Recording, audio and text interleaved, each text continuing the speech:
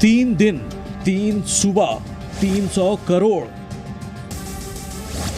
और ढह गया काली कमाई का कैश किला। झारखंड से लेकर ओडिशा और पश्चिम बंगाल तक नोटों की इन गड्डियों को गिना जा रहा है। काली कमाई के करारे नोट्स की काउंटिंग में इनकम टैक्स के अमला के साथ साथ 40 मशीनें लगाई गई हैं।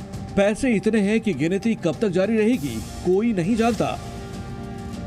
गिनती करते करते मशीनें भी जवाब देने लगी हैं, लेकिन इतना सारा पैसा आया कहां से, इसका जवाब अभी तक नहीं मिला है। सूत्रों की माने तो फिलहाल काली रकम की काउंटिंग 300 करोड़ रुपए के पार चली गई है, लेकिन हार्ड कैश के साथ ही अब जेवरातों की जब्ती की भी चर्चा हो रही है। शनिवार को धीरज साहू के रांची में रेडियम रोड स्थित आवास से इनकम टैक्स की टीम 3 सूटकेस लेकर निकली थी। माना जा रहा है कि इन सूटकेसों में जेवरात भरे पड़े हैं और अब इनकम टैक्स के कब्जे में हैं। आयकर विभाग ने 6 दिसंबर को धीरज साहू के करीब 10 ठिकानों पर रेड डाली थी।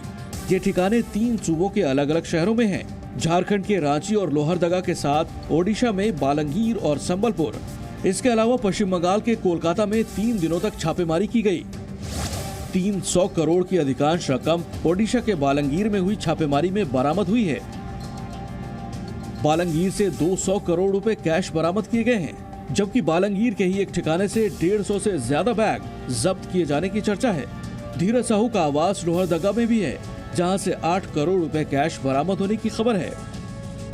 जाहिर है सीधे सीधे इतना कैश मिलना वाकई ये बताता है कि दाल में कुछ काला है और तय है कि धीरज की मुश्किलें बढ़ने वाली हैं। अब तो हाल ये है कि कांग्रेस ने अपने सांसद को अपने ही हाल पर छोड़ दिया है। कांग्रेस सांसद जयराम रमेश ने एक ट्वीट किया, जिससे ये साफ हो रहा है कि पार्टी ने अपने नेता से पल्ला झाड़ लिया। जयराम ने सोशल मीडिया साइट एक्स पर लिखा, सांसद धीरज साहू के बिजनेस से भारतीय राष्ट्रीय कांग्रेस का कोई लेना देना नहीं है, सिर्फ वही बता सकते हैं और उन्हें ये स्पष्ट करना भी चाहिए कि कैसे आयकर अधिकारियों द्वारा कथित तौर पर उनके ठिकानों से इतनी बड़ी मात्रा में कैश बरामद किया जा रहा है।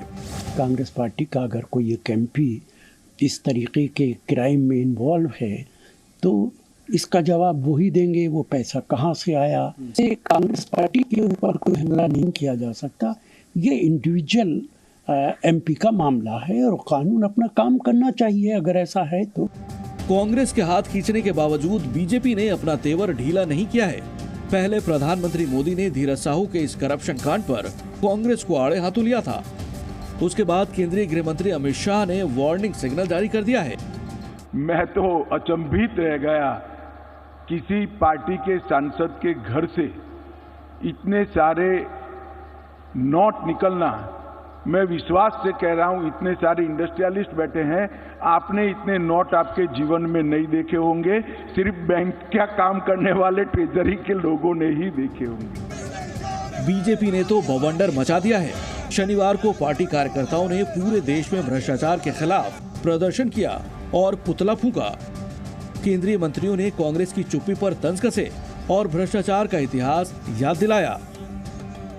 अब तक कांग्रेस पार्टी ने चुप्पी साध रखी है।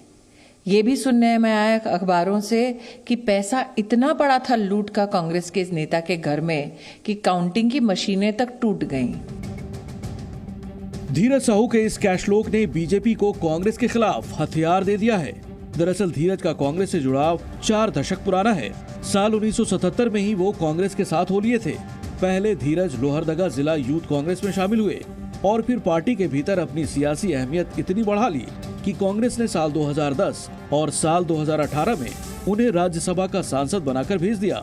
दरअसल धीरज के पिता बलदेव साहू ने शराब और ईंट का कारोबार शुरू किया था, जिसकी जिम्मेदारी धीरज ने भी उठाई। झारखंड, ओडिशा दोनों राज्यों में Baldev Sahu infra private limited की मौजूदगी है।